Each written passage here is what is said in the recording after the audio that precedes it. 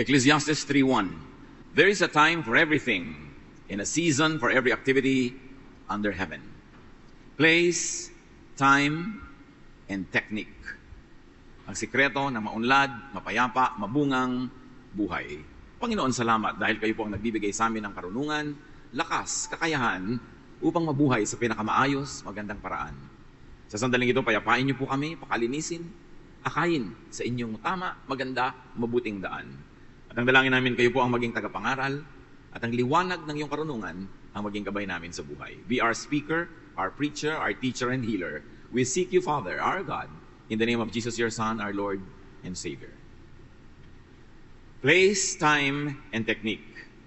Life locates in different places. Iba-iba. May mga plains, mountains, valleys, forests, jungles, deserts, bodies of water, himpapawirin, kung saan-saan pwedeng malagay ang buhay ng tao. Maraming setting. And these locations really depend on one's chosen journey, one's chosen path or approach, one's mode and instrument of travel. Maraming paraan ng pagpunta sa isang lugar at ganoon din sa buhay, maraming paraan para mapunta ka sa kinakalagyan mo ngayon. Ang dapat lang nating laging maunawaan, tayo ay nasa lugar na yan dahil nagpunta tayo dyan. Hindi tayo mga unwilling victims. Akala natin laging ganon? No. At the very least, we are unwilling but yet participants nonetheless in what happens in our lives. Nasa ganyang kakalagayan ngayon dahil malaki ang factor na ikaw din na nagpunta dyan o hinayaan mong makaladkad ka ng sino man patungo dyan, so meron mo pa rin consent. Sa buhay na ito, tayong lahat ay nilikha ng Diyos, specially, powerfully, fearfully made, at merong purpose ang Diyos para sa bawat isa. Kaya dapat maging matapat tayo sa purpose na yon. Dapat puntahan natin yung dapat puntahan, lugaran yung dapat na lugaran sa tamang panahon ng Diyos. So lumugar, stay in your place kung gusto mo maging maayos ang buhay. At mayroong choices. Puro choices sa buhay. Ang taong magiging mabunga, payapa, masaya ay yung marunong pumili sa marami mga pwedeng pagpilian. Psalm 1:6, sa taong matuwid, si Yahweh ang pumapatnubay. Ngunit ang taong masama, kapahamakan ang hantungan. At yung matuwid at masama dito, hindi lang laging morally matuwid o masama. Yung lahat ng mali o tama ang pamamaraan, naka-classify into matuwid or masama. Proverbs 4:19, the lifestyle of the wicked is like total darkness, and they will never know what makes them stumble. Totoo nga. And wickedness is also likened to foolishness. Magkakamag-anak yung mga ganung ideya. Kaya yung mga taong kulang sa kaliwanagan ng isip, nagkakanda dapa-dapa, natatalisod, nahuhulog, nang hindi man lamang nila nauunawa kung ba't sila nadapa. Ano ang pinagkadapaan nila? Kaya pa ulit-ulit tuloy. Proverbs 3:5-6, 21-26, trust in the Lord with all your heart and lean not on your own understanding. In all your ways, submit to Him, and He will make your paths straight. Isikreto ng maayos na buhay, sumunod sa kalooban ng Diyos. So, kailangan alam mo ang kalooban ng Diyos. One of the highest goals in life, if not the highest, is to know the way of God. The ways of God. Para hindi ka nag-i-improvise ng sarili, hindi kang gumagawa ng mali o sumusunod ka sa iba. At sa bawat isa sa atin, mayroong individual, personalized na paraan ng Diyos. Kasi we were all individually, personally created by God. May kanya-kanyang nakatakda. Pero hindi ipinipilit ng Diyos. Dapat mong alamin, hanapin, at tahakin yung itinakda sa iyo ng Diyos. Ayon sa yung giftedness, personality, inborn traits, developed, and learned ways. Lahat yan ay factor para patuloy ka maging sensitive. Ano nga ba ang will ng Diyos para sa akin? Bakit niya ako ginawang ganito? Ba't ganito yung talent ko? Ba't yun ang strength ko? Ba't ganito yung weakness ko? Kinikilala ang sarili na ang reference, yung kalooban ng Diyos. Ano ang gusto ng Diyos na mangyari sa iyong buhay? Ba't ganyan ang itsura mo? Ba't ganyan ang talent mo? Ba't ganyan ang hilig mo? Yan ay pagpapahayag ng kagustuhan ng Diyos at hindi dapat baliwalain. Pagka lagi kang pumilit sa maling lugar, lagi ka nabibigo. Inilalagay mo ang sarili mo sa maling posisyon, lagi ka nasasaktan. May tamang posisyon. Do not let wisdom and understanding out of your sight. Preserve sound judgment and discretion. They will be life for you, an ornament to grace your neck. Then you will go on your way in safety and your foot will not stumble. Pag daw tayo lagi nakikinig sa tinig ng Diyos, sensitive to the will of God, magkakaroon tayo ng tunay na buhay. At hindi lang yon, beyond the basics, magkakaroon pa tayo ng ornaments, dagdag, pampaganda, palamuti ng buhay. at magiging ligtas at hindi natitisod. When you lie down, you will not be afraid. And when you lie down, your sleep will be sweet. So isa yan na magandang pahimakas, pahiwatig na tama ang tinatahak nating landas, tama ang lugar nating kinakalagyan, hindi tayo laging takot. At mahimbing tayo matulog, tahimik ang ating loob. Ibig sabihin, malamang na nasa tama tayong lugar. Liban na lang maling-mali na pero naging napakamanhid na ng iyong konsyensya na maling-mali ka na, himbing-himbing mo pa rin. Napanganib din yun. Kaya dapat laging sensitive.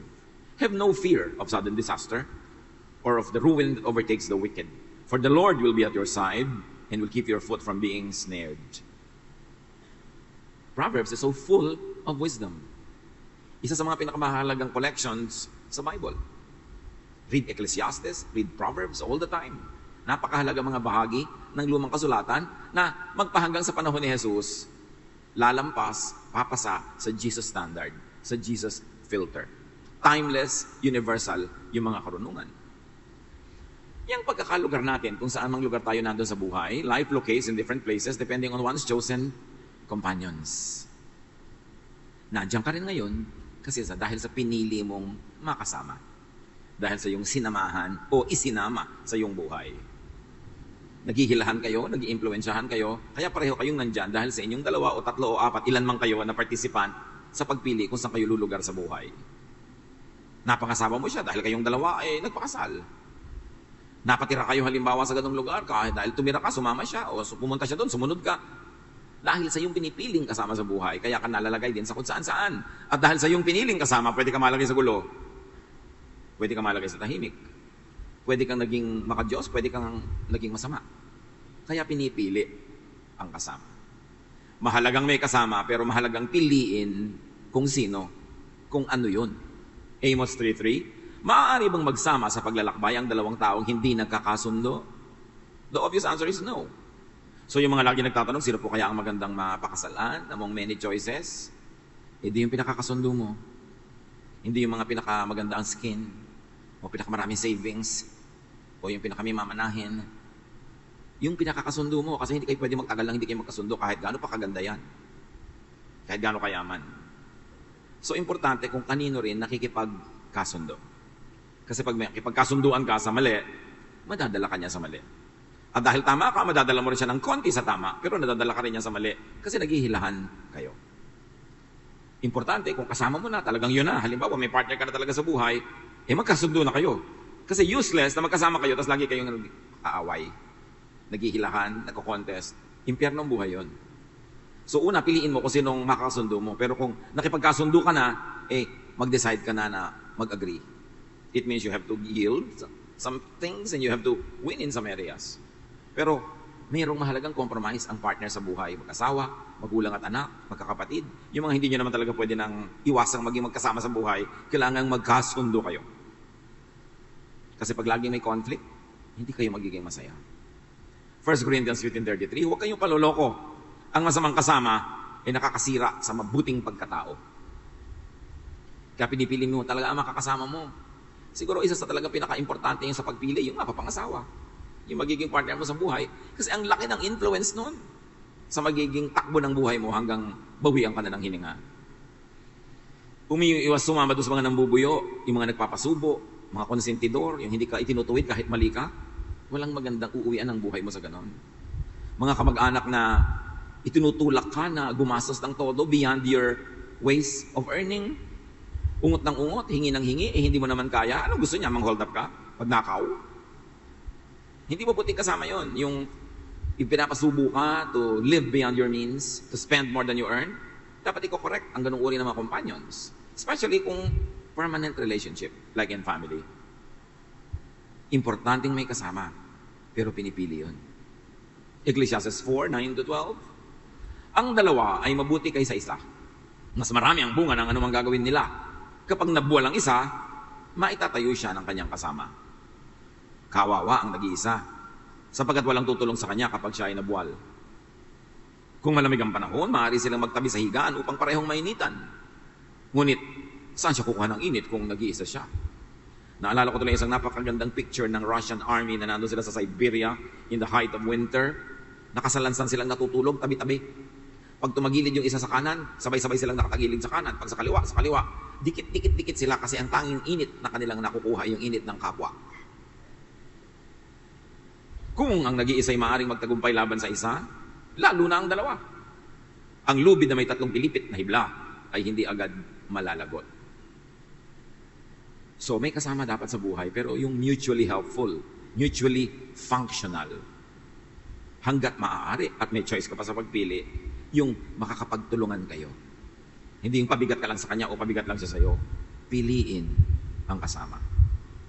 At lalo sa mga magkakapatid sa Panginoon, mga churchmates, piliin nyo kung sino yung makaka-business partner nyo. Kasi 90% ng partnership ng mga magkaka-church, nauuwi sa gulo. Nauuwi sa away. Kasi pag may hindi ka gusto sa ginagawa niya, usually akala mo dahil Christian kayo, tahimik ka lang, hindi ka lang nagko-comment. Pero naiipon doon sa loob ng dibdib mo hanggang mamaya sasabog din. Hindi ko laging ipinapayo sa mga churchmates to do business together. Kasi pag hindi sila nagkasundo, ang affected yung attendance nila, pareho na silang di-attend, pareho na silang mawawala.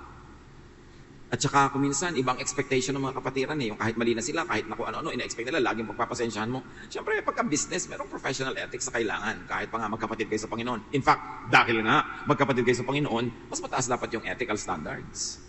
Pinipili ang kasama, yung makakasosyo sa negosyo. Huwag kasosyo ng sosyo. Mas madalas, yung mga kamag-anak, hindi magandang business partners. Kasi umaabuso. Kukuhanin mo ang pamangkin mong empleyado. Kung kailangan ng nanay niya, mamalengke, magganito, maggano, tatawagan ka ng nanay niya, hoy, yung pamangkin mo, huwag mo muna pasapasukin, kailangan ko dito. May ganun.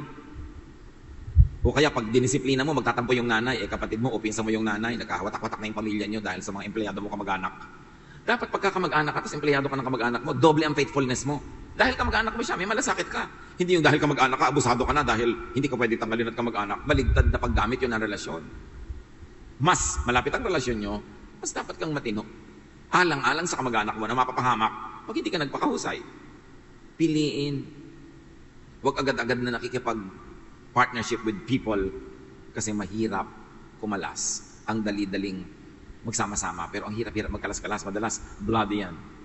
To move in life, hindi lang lugar. Travel the road before you. Travel the road given you. Yung assignment mo sa buhay, gawin mo. Yan ang assignment mo ngayon, gawin mo ngayon. Ayaw mo ng assignment na yan, umasa kang bukas, maiiba, pero hanggang ngayon, yan ang assignment mo, yan ang gawin mo. Kailangan, travel the road that was assigned to you. Pag natapos mo na yun, no matter how unpleasant, because you don't like that segment of your journey, you will move on to another. Pero huwag kang nakatunganga at ayaw mong kumilos dahil ang ayaw mo yung kaharap mo. Pag meron kang dapat gawin, trabaho halimbawa, ayaw mong gawin, gawin mo agad para matapos na. Kailangan kang gumawa ng report, magsulat ng letter, hirap na hirap kang gumawa niyan, tagal ng tagal, ilang linggo na, hindi mo pa ginagawa. No, pag maayaw mong gagawin, gawin mo agad. Para matapos, lampas ka na. Sabi nga nila, if you have to swallow a toad, don't look at it too long. Lulunin mo na yung palaka, kung lulunin mo talaga. Kasi ang tagal-tagal mong tinititigan, mas hindi mo malululun yan. Huwag naman kayo manghuli ng mga palaka sa labas kasi marami ngayon. Talinghaga lang yan. Ayaw mong linisin ang banyo dahil hindi mo enjoy na gawin yan. Gawin mo na, para tapos na. Kasi pag 3 days mo dinelay, 3 days ka nagsasuffer, gagawin mo rin lang naman, tapusin mo na. Take the road that is before your feet so that you can get done with it as soon as possible. In life, move forward. You have to move forward. You should not get stuck. Bakit? Kahit wala kang ginagawa, lumalakad ang panahon. So pag nakatayo ka lang at wala kang ginagawa, lumalakad ang panahon, obviously, naiiwan ka ng panahon. Meron ako mga young people na nakakausap, sabi ko, yung po mga classmates ko nung araw sa high school, may mga negosyo na, may kotse na, may bahay na, ako wala pa. Ano nangyari sa'yo? Ba't sila nag-move forward? Ikaw ay hindi. Although hindi naman laging iyon ang pamantayan kasi baka may iba ka na-accomplish, malay ko naman nakasulat ka ng 30,000 tula. O di accomplishment yun, kahit wala kang kotse. Pero, basta wala kang ginagawa, hindi titigil ang oras para hintayin ka. Lalakad pa rin yan. Kaya kung ikaw ay nag-enroll sa isang kurso na for 4 years, wala kang ginawang tama, naiwan ka, hindi ka pumapasa, pabalik-balik ka sa same course, graduate na yung mga kasabay mo nung simula, ikaw hindi pa. Kasi hindi ka hihintayin ng panahon. You must keep moving. At yung dapat mangyari nung Lunes, dapat mangyari ng Lunes. Kasi sa Martes, merong ibang dapat mangyari sa'yo. Sa Miyerkules, meron. Sa Huwebes, iba naman. Pero pag hindi mo ginawa yung Lunes, tas Martes na hindi mo pa ginawa yung Lunes, hindi mo rin ginagawa yung Martes, yung Miyerkules, Huwebes, natapos ang linggo, wala pa nangyari sa'yo. Naiwan ka ng isang linggo. Ulit-ulitin mo yun, may iwan ka na isang buwan, isang taon. Kamisan yung iba, mamamatay na lang, malalagot ng hininga, wala pa nangyari sa buhay. Philippians 3:13-14, one thing I do, forgetting what is behind, and straining toward what is ahead. I press on toward the goal to win the prize. Lumalaban ka para manalo. Sumasali ka para magwagi. Nagtatanim ka para umani. Nag-aaral ka para gumraduate. Nagtatrabaho ka para ma-promote. Laging may goal. Hindi lang pinapaandar mo ng walang nangyari ang isang araw. You need a clear goal, a clear objective, and a very clear task. May plano. Huwag ka naman maging alipin ng plano na may plano ka kasi ngayon, namamatay ng nanay mo, hindi mo paasikaso dahil iba ang plano mo for today. Dapat may flexibility, pero dapat may general plan. And you should move on. Yung iba, anong gusto mong mangyari sa buhay? Gusto kong yumaman. Anong ginagawa mo ngayong araw na to para yumaman? Wala. Last week, anong ginawa mo? Wala. Last month, wala. Paano kaya yaman? Don't dream. Plan. 2 Corinthians 3:18, at ang kaluwalhatiang iyan na nagmumula sa Panginoon ang siyang nagbabago sa atin mula sa isang antas ng kaluwalhatian hanggang tayo ay maging kalarawan niya. You see, even spirituality, even our Christian life has a goal. And the goal is to be more and more like Jesus. So dapat ang lahat ng ginagawa mo, ang bunga, nagiging mas kawangis ka ni Jesus. Mas bumabait ka, mas magiging loving, mas magiging accepting of others and forgiving, hindi yung baligtad. Kasi paatras ang tawag doon. Pag sa pagtagal ng espiritualidad mo, mas nagiging kamukha ka ng mga Pharisee, umaatras ka, hindi ka umaasenso. Dapat laging ang goal mo, mamunga. Puno man na walang bunga, sabi ni Jesus, patuloy na yan, sayang ang lupa, sayang ang taba ng lupa, sayang yung liwanag ng araw. Kasi wala naman siyang bunga. Ang goal mo lagi, mamunga. Okay, musician ka. May gift ka naman na mag-compose. Ang tanong ko naman, ilan ang na-compose mong kanta nakarang linggo, buwan o taon? Wala. Tutunga-tunga nga ka, Facebook ka. Ang gift mo, music. Tapos wala kang production. Ba't ka pa nabuhay? Sayang naman mga ininom mong tubig. Mga kinain mong itlog ng pugo. Sayang. Kasi wala kang bunga. Ano ba gift niya sa mundong ito? Anong ibigay ng Panginoon? Dapat may bunga. Hindi yung nag-e-exist ka lang, nagsusurvive ka from one day to next day to next day. Na pag nilingon mo yung linggo, buwan, taon, wala namang nangyari. Sayang. Kasi malalagot din ang hininga mo, tatanda ka, tatawagin ng Diyos, tahanapan ka ng bunga, nasaan? Anong ginawa mo sa oras mo? Yung lagi ka na lamang na nanghinayang, nagsisi sa mga hindi naganap, hindi ka na tuloy mag-move forward. Sabi ni Paul, alam niyo, ginagawa ko sa dakraan, tapos na yan, I move on. Nabigo ako noon, magtatagumpay ako ngayon. Nasaktan ako noon, papagalingin ko sarili ko at mag-move on ako. Hindi yung lagi na lang akong nagngangal-ngal tungkol sa nakaraan, mga panghihinayang sa mga hindi nangyari. Tama ng ganung mga drama. Kailangan mag-move on. Matthew 7:13-14, enter through the narrow gate. For wide is the gate and broad is the road that leads to destruction, and many enter through it. But small is the gate and narrow the road that leads to life, and only a few find it. Hindi sinikipan yung daan para konti ang makaraan. Ang ibig sabihin, konti lang talaga naghahanap. Pero kung ang lahat maghahanap, makakaraan din sila doon. Ang gusto kasi ng iba yung madali. Ang sikip naman ng daan na yan, wag na lang. Ang kipot naman ng pinto, wag na lang. May ipapagawa ka sa karpintero, gawin mo itong gano'n, ay, ang hirap naman po niyan, sir. Ba't di ka nalang mamatay kung ay mamahirapan? At kung mamamatay ka bukas, ba't di na lang ngayon? Para madali. Kasi mahirap talagang mabuhay. Yung ayaw mahirapan, hindi yun mamumunga. Kasi mahirap mamunga. Pero alam niyo ba na mukha lang madali na hindi mamunga kasi mas relax? Pero mas mahirap naman yung wala kang bunga. Ang taong mag-move to the right place at the right time, willing mahirapan. Handang dumaan sa hirap. Kasi ganun ang pagtatanim. So to move in life, travel the road before you and also modify, change, and develop the way you travel. Minsan nalulungkot ako, may kakanin halimbawa sa isang probinsya. Pagbalik mo 20 years later, ganun pa rin yung balutan, walang product development. Yung pagkain madaling mapanis, hanggang ngayon madali pa rin mapanis, wala pa silang na-develop na technique. Ganun din yung babae o lalaking laging nai-inlove sa mali. Nakakapitong. Try na. Hindi pa mag-click. Paulit-ulit. Yun at yun ang nagugustuhan eh. Yun at yun din ang ending. Dapat tayo progressive sa pamamaraan natin. Pag natututo tayo dapat sa mga pagkakamali, pagdating ng panahon, kumukunti yung mali. Dahil natutunan mo eh. Di bali magkamali.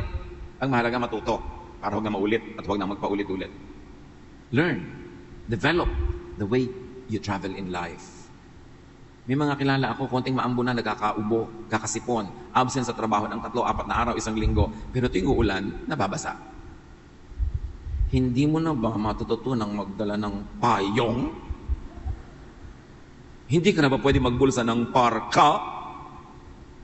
Tuwing uulan, nababasa ka, hindi ka ba nakakahalata? At tuwing nababasa ka, nagkakasakit ka, kaya kalahati ng taon nakaratay ka, hindi ka kumikita, gumagastos pa. Paano ka aasenson yan? Hindi ka natututo. 1 Corinthians 9, 26 to 27. Hindi ako tumatakbo ng walang patutunguhan. At hindi ako sumusuntok sa hangin. Subalit pinahihirapan ko ang aking katawan at sinusupil ko ito upang sa gayon hindi ako maalis sa paligsahan pagkatapos kong mangaral sa iba. So Paul is talking here as a trainer, at kung gagawin natin sa physical training, so niya matapos ko mag-train ng iba, tinetrain ko rin ang sarili ko para pwede ako sumali sa contest sa sasalihan nila at titiyakin kong mananalo ako doon. Discipline. Pero ang discipline mahirap. Pero yung disiplinado lang ang nagwawagi. We've got to focus on discipline, self-development. We've got to learn new ideas. You have to keep changing your mind. Hindi ka dapat in love with old thoughts. Pag meron ng bagong thoughts na mas effective, mas powerful, mas enlightened, be willing to change your mind. It is never a virtue to be conservative when it comes to the intellect.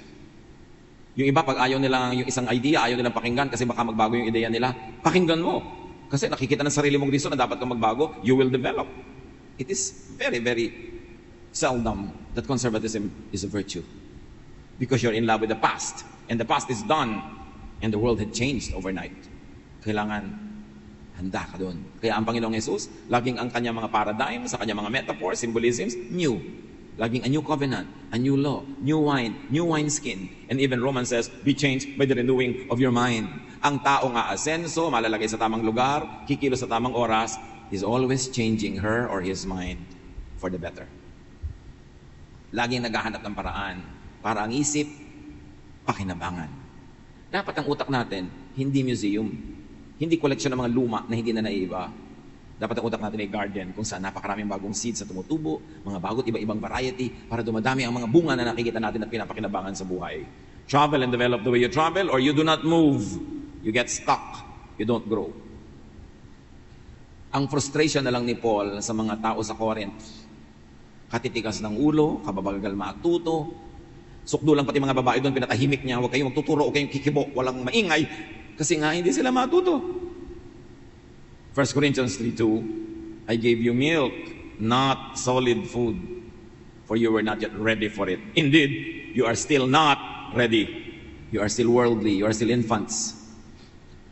Gustong-gusto ni Paul magturo ng mas matataas na katuruan, mas malalalim, mas malalawak, pero hindi niya magawa.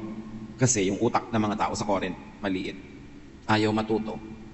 Pinagpipilitan yung dati na. Sabi niya, nakaka-frustrate kayo? Ang tatandaan nyo na, gatas pa lang yung diet. Dapat sana iba-iba na, ang dami na. At alam niyo mga kapatid, sa church, even today, that can be the situation. Hindi maturuan yung mga tao ng mas malalalim, matataas, malalawak na bagay. Kasi in love na sila doon sa unang-unang theology na natutunan nila ng first 3 months na sila ay sumama sa Panginoon. At pag tinuruan mo ng iba, magagalit. Ayaw na nilang baguhin ang isip nila. Stuck. That was the dilemma of Paul. He could not teach higher teachings. So napaka-importante yung nasaan ka. Nasaan ang iyong katawan? Nasaan ang iyong utak? Saan nakalagay yung utak mo? Anong level? Anong lugar? Anong orientation? Because it will determine the quality of your life. Now, life is also governed not only by places, but also by different times. May day, may night. There are different weathers and climates and seasons. Lahat yan likha ng Diyos. Huwag mong labanan. Sakay ka lang. Ayaw mo pala ng malamig na klima, huwag kang tumira sa mga countries na malamig. Ayaw mo sa mainit, huwag ka doon sa mainit. Wala naman namimilit sa'yo. Kailangan lang, kung nandyan na at wala ka na magawa, huwag mong labanan. Sabayan mo. Ecclesiastes 3:1, ang lahat sa mundong ito ay may kanya-kanyang panahon, may kanya-kanyang oras. So do your time. Flow with your time. Mahalaga, huwag mong labanan ng oras. O oras ng antok, itulog. Oras na hindi ka makatulog, bumangon ka, gumawa ka ng wood carving, maglinis ka ng mga cabinet, hindi ka pala makatulog, pabiling-biling ka sa higaan mo, ba't di ka bumangon? Igising ka. Sa abutan ka na ng umagang pabiling-biling, mabuti pa, bumangon ka na lang, nagtanim ka ng pechay.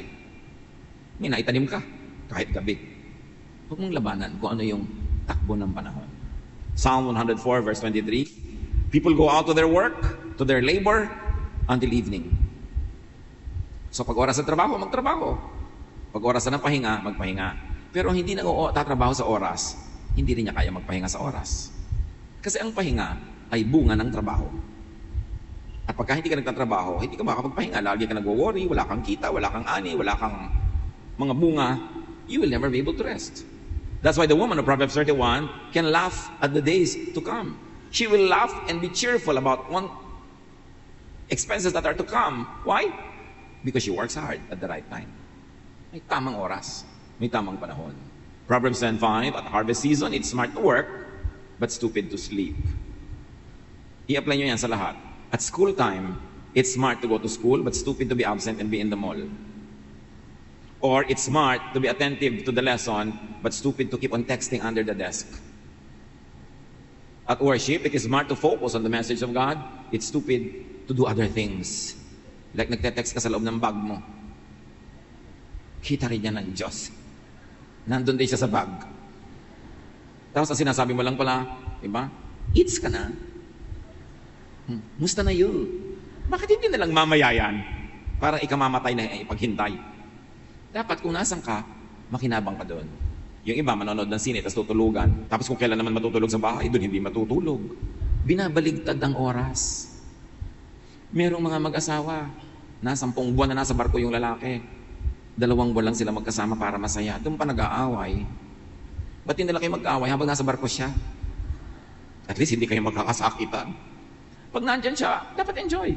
Kasi panahon niya ng enjoyment. Igalang ang panahon. Meron kayong party, masaya. Huwag ka na doon magdrama kahit nainis ka. Palampasin mo yung inis mo kasi sisirain mo yung party, oras ng kasiyahan. Malaking investment nyo, nagkagastos kayo para mag-party, tapos maninimangot ka. Sayang. Kung ano ang ibinibigay ng panahon, entertain it. Because it will never last. That too will pass. Psalm 30 verse 5, weeping may stay for the night, but rejoicing comes in the morning. Ang ibig sabihin lang naman, nothing is forever. Kahit kung minsan ang lungkot-lungkot mo sa gabi, sasaya ka rin sa umaga. Just survive the night. Because your redemption will come on time. Hirap na hirap ka ngayon. Nagpapaaral kayo ng 3 anak sa kolehiyo, hirap na hirap kayo. Just survive it. Lalagpas din yan.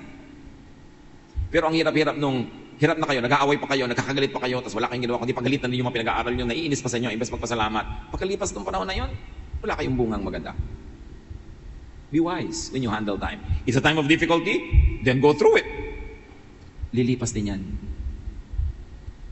Namatayan ka, malungkot ka, then be sad. Why deny it? Lumilipas din. May mga lungkot na hindi 100% mawawala, pero guaranteed, mababawas-bawasan ang hapdi pagdaan ng panahon. Just survive it. Panahon eh. There's a time to die. There's a time to be born. A time to embrace. A time to stop embracing. A time to gather stones. A time to scatter stones. A time for war. A time for peace. Ganon talaga. Yun ang buhay. Huwag labanan. Hindi ka mananalo. Mapapagod ka lang. Psalm 30:11. Pinawi mo itong aking kalungkutan. Pinalitan mo ng sayaw ng kagalakan. Pagluluksa ko ay iyong inalis. Kaligayahan ang iyong ipinalit. Ito ang naghihintay sa mga anak ng Diyos. Kahit dumadaan sila sa hirap. Kasi may Diyos tayo. Alam niya ang kalagayan natin. At kung pinapayagan niya ang isang sitwasyon, di man natin naiintindihan, magtiwala tayo na alam ng Diyos ang ginagawa niya. Your redemption comes on time. Just go through your night. Walang gabi na sobrang haba na hindi nag-umaga. Nag-uumaga din. And to go through the life, the best way, you move with time, with the climate, with the weather, but you also move on time, not against it. Darating din lang kayo sa isang gathering, huwag na kayong huli. Dumating na kayo sa oras. At tigilan na ang kabibigay na excuse ng traffic. Bumenta na yan. Alam nyo pala na matraffic, meron kayong 7 o'clock meeting, umalis na kayo sa bahay ng 2 a.m. Aalis kayo ng 6, natural, malilate kayo, di ba? O kaya magtayo na kayo ng tolda doon sa harap ng pupuntahan nyo, doon na kayo matulog sa gabi. Ibig sabihin, change your ways. You cannot always live at the times that you always live and arrive always late and always give the same excuses. This is what we mean. Change your ways. If you want a change in the equation, you change the elements of your equation. Kung yung 3 plus 3 laging 6, ayaw nyo pala ng 6, tigilan nyo ang ka-add ng 3 plus 3. Gawin yung 3 plus 2, di magiging 5. Pero ayaw nyo pala ng 6, lagi naman 3 plus 3 ginagawa nyo, di 6 ng 6 ng 6 yung ending. Change. Makibagay, sumabay sa panahon. At pag sinabing panahon, hindi lang oras, sa opportunity. Bawat oras, may unique na opportunity. Kahit nga taghirap may opportunity for business. Nakita nyo, pagkapasko, may mga 13th, 14th, and 15th month pay. Ang liit ng benta ng tuyo. Kasi bibili ng mga tao, mga manok, mga tosino. Enero, ang bili uli ng tuyo. Kasi ubos na pera ng tao. Kasi pag walang pera ang tao, mabili yung mga mumurahing bagay. So, opportunity pa rin yun. Pero hindi, wala na silang pera. Enero, nagtitinda ka pa ng hamon. Tapos na ang panahon. Pero sa tamang panahon, sasabay ka, aasenso ka. Colossians 4:5, make good use of time. And time also means, as we have said, opportunity. Samantalahin ang bawat pagkakataon. Nagkamali ang asawa mo. Nagkamali ang magulang mo, ang anak mo, ang kaibigan mo. Nagkamali ang empleyado, nagkamali ang coworker. Anong opportunity ino-offer ng mga kapatid na hindi nyo dapat palampasin? To forgive. Because we are not always given the opportunity to be on the forgiving end. Madalas tayo yung nasa end na dapat patawarin. Pero yung nagkaroon ka ng pagkakataon na nasa kamay mo ang pagbibigay ng patawad, tapos di mo ibinigay, sayang ang opportunity. Sayang. Panahon na para ka maging hero, maging dakila, maging mabait. Aalalahanin na niya buong buhay na pinatawad mo siya pero di mo pinatawad, hindi sayang ang chance. Meron kang kamag-anak na nag-aaral, kulang na kulang sa pang-enroll. Anong opportunity mo yon? Na magdagdag ng pang-enroll niya. Kasi hindi siya laging mag-aaral. Matatapos din yon. At pag dumadating na siya sa tanghaling tapat ng kanyang buhay, ikaw siguro nasa mga 5 p.m. na ng iyong buhay, lumulubog na ang iyong araw, baka kailangan mo na ng tulong niya, pero nung oras na pwede mo siyang tulungan, ikaw ang malakas, hindi mo tinulungan, sayang ang opportunity. Meron kang kapitbahay na nasunugan, nangailangan, nadilubyo, chance mo na nabigyan ng mga relief goods na bago. Mga bago mong tuwalyang hindi mo gamit, bago mong damit na hindi mo paggamit, binigay mo. Ilang beses naman siyang masusunugan sa buhay. Baka hindi na maulit yon, pero hindi ka nagbigay, sayang ang chance mong maging hero. And I can go on and on and on. Lalo yung pagtulong sa mga bata, sandali lang silang bata, matagal silang matanda. Anong nakatanim sa isip nila na ikay mabuti o masama sa kanila? Tinulungan mo sila o pinagkaitan? Isa sa mga pinaka-stupid things to do is to be cruel to children because they will become adults and you will become a hyper-duper senior. At maghihiganti sila sa iyo pagdating ng oras na yon. Sayang ang chance. Every weakness, every need, every poverty of others is your opportunity to be good. Don't miss that opportunity. Hebrews 5:11-13. Marami pa kaming masasabi tungkol sa mga bagay na ito. Ngunit mahirap ipaliwanag sa inyo sapagkat napakabagal niyong umunawa. So you see, mentality. Ang mentality ay isang malaking bara sa pag-asenso. Kasi marami pa dapat pwedeng ituro sa'yo, hindi na ituturo kasi hindi mo natatanggap Bibigyan ka pa sana ng higher position, hindi ibibigay sa'yo kasi hindi mo kaya o hindi mo pinatunayang kakayanin mo. Akala nung iba pa nagpapasusot sila sa trabaho, nakakaiwas sila sa mahirap na gawin, nakakapalusot sila sa mga mahirap na assignment, panalo sila. No, magpipili ng aasenso, hindi kong pipiliin. Kasi hindi mo na-prove ang sarili mo. Dapat sana yung mga tagapagturo na kayo. At church ang kausap dito. Subalit hanggang ngayon, kailangan pa kayong turuan ng mga panimulang aralin ng salita ng Diyos. Ibig sabihin, ang takal-takal nyo na nagbabasa ng Bible, umaattend ng church, grade 1 pa lang din ang alam nyo. Dapat nga, teacher na kayo. Estudyante pa rin kayo. 35 taon ka nang umaattend ng Bible study, sister. Kailan ka magiging teacher? Lagi ka lang receiver. Hindi ka magiging giver. Expected sa atin mag-grow. Nag-aaral ka para makapagturo. Hindi ka lang nakakapag-aral para sa personal consumption. May goal. Ang goal is to be like Jesus, and Jesus is a teacher. Hindi lang siya end user. Channel of blessing siya. Dapat sana ay kumakain na kayo ng matigas sa pagkain. Ngunit hanggang ngayon, gatas pa lamang ang inyong kaya. Ang dali-dali nyo ma-offend, ang dali-dali nyo magtampo. Hindi na kayo pwedeng i-correct, i-disiplina, pagalitan. Lagi nila kayo inaalagaan kasi tampuhin. Pambata yan. Ang sanggol pa ay nabubuhay sa gatas at wala pang karanasan tungkol sa mabuti at masama. So ang goal ng spiritual life natin to grow. Grow into Jesusness. to become like Jesus.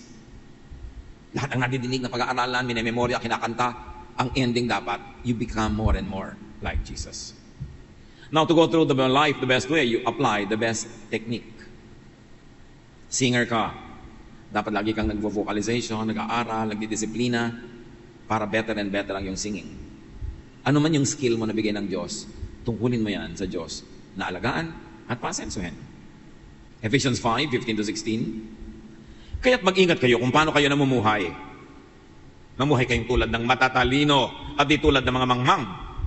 Gamitin ninyo ng lubusan para sa mabuti ang bawat pagkakataon. Kaya importante, sumama sa marunong, sumunod sa marunong. Kung di man ikaw yung pinakamarunong sa inyong grupo, lagi kang sumama. Yung mga laging ayaw na, pinagbasa mo, ay nosebleed po, pastor. Magbasa kayo nito, mag-aaral kayo, nosebleed po. Nosebleed? 7 oras ka nagpe-Facebook, hindi ka binabalingoy-ngoy. Pinagbabasa ka lang ng dictionary na nosebleed ka na. Anong inaasahan mo? Wala ka nang matututunan buong buhay? Hindi mo na i-stretch yan yung muscles ng utak mo para dumaming magkasya? Yun na lang? Kakamatayan mo na boy lang, hindi mo ma-spell? Wala kang balak umasenso? Alam nyo, sa buhay makikita mo yung iba, halimbawa, hindi gumraduate ng college nang sila ay 20, 22. Pero ngayon, 60 na sila, wala pa rin kahit isang unit na naidagdag. Choice mo na yun. Nag-asawa ka agad, nag-alaga ka ng mga anak, pero dumadating ang panahon na wala na sila, libre ka na rin. Pwede mo pang gawin yung mga dapat mong gawin. Wala na ba tayong balak? Gawin yung mga hindi natuloy nung araw? Kakamatayan na natin yon. Lalo't kung gusto nyo, dapat gawin nyo. Mahirap po Ganun talaga, mahirap. Yung naghihirap lang naman ang nag-aani. Galatians 6:9, kaya't huwag kayong mapagod sa paggawa ng mabuti. Sapagkat pagdating ng takdang panahon, tayo ay aani kung hindi tayo susuko. Huwag susuko. At lalo na, huwag isuko kung anong tunay na mahalaga sa inyo. Paglaban nyo yan. Sabi nga nila, kung gusto mo nang sumuko ngayon, sabihin mo lang, bukas na ako susuko. At bukas sabihin mo ulit, bukas na ako susuko. Hanggang hindi mo napansin, natapos mo na yung dapat mong tapusin. Proverbs 30:25, ants are creatures of little strength, yet they store up their food in the summer. Ang liit ng utak ng langgam, di ba? Ang liit nga ng langgam. Pero maraming langgam, mas maraming savings kesa sa tao. Ng utak ang laki-laki. Ilang milyong langgam ang kasya sa loob ng bungo natin. Ang liit ng utak nila, pero may savings Nag-iipon yan. Minsan, isang butil na bigas, 3 langgam yung nagbubuhat. Pinagtutulong-tulungan nila. Tayo pang tao. Proverbs 6:6-8, tingnan mo ang mga langgam. Ikaw na taong ubod ng tamad. Pamumuhay niya ay masdan mo at ang ikaw ay mamulat. Sila'y nag-iimbak ng pagkain sa tagaraw, kailangay iniipon kung panahon ng anihan. Tambak-tambak ang leksyon para sa atin. Para kumilos sa tamang panahon, tamang lugar, tamang teknik. Yung langgam may teknik Minsan may buhat-buhat siyang pagkain na 5 times bigger sa kanyang sariling katawan. Dahil sa teknik. Kaya yung mga ginang na ang galing ng teknik, ang keso, pag hiniwa nila, ang nipis-nipis, pag dumaan ang hangin, lumilipad. Teknik. Kasi ang lahat ng 4 na anak niya, magkakaroon ng keso. Dapat may teknik ka para mapagkasya mo yung dapat pagkasyahin at ma-impok mo yung sobra. Hindi laging kulang, hindi laging mali, paulit-ulit. Now, life is given and assigned places and times, and to get the most out of life, be wise and know which, when, how, and how much to accept as is, and which to modify, to change in life's given places and times. Sinusuri kung ano ang tatanggapin, lululun na lang, at sinusuri kung anong pwedeng palitan, baguhin.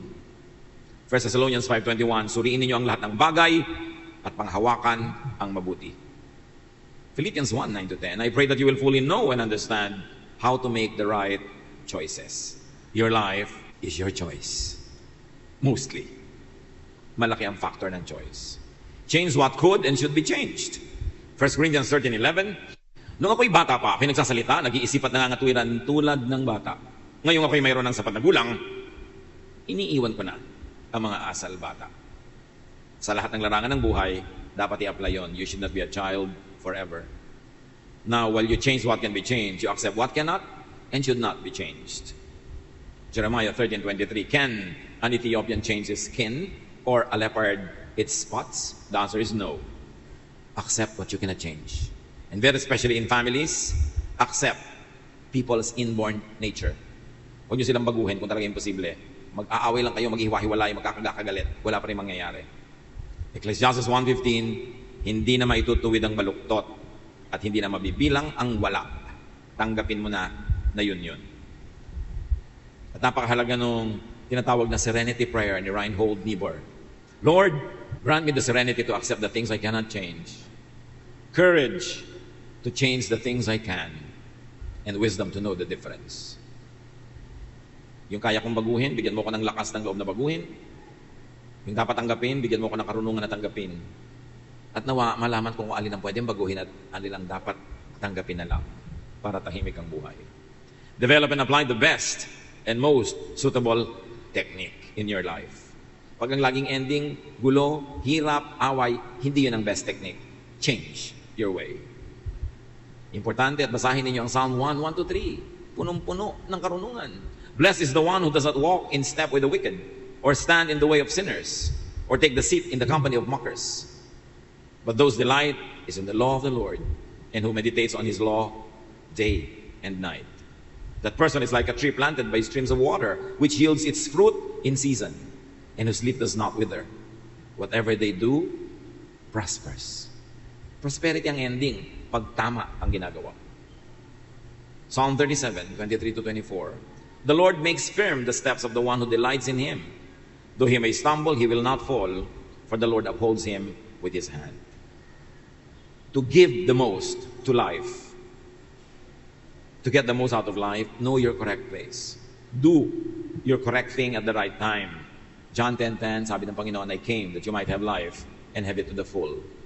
And most of the fullness of that life will depend on correct placement, correct timing. Dear Lord, teach us the relationship between time and place and technique, so that this short life here on earth may be lived to the fullest. Walang masayang, kundi matamasa namin ang lahat ng nais mong matamasa namin at maibigay din namin sa iyo at sa kapwa ang lahat ng assignment namin na ibigay sa kanila. So madali natin pagbulay-bulayan ang kahulugan nito sa ating mga personal na buhay. Spend some time in silent reflection.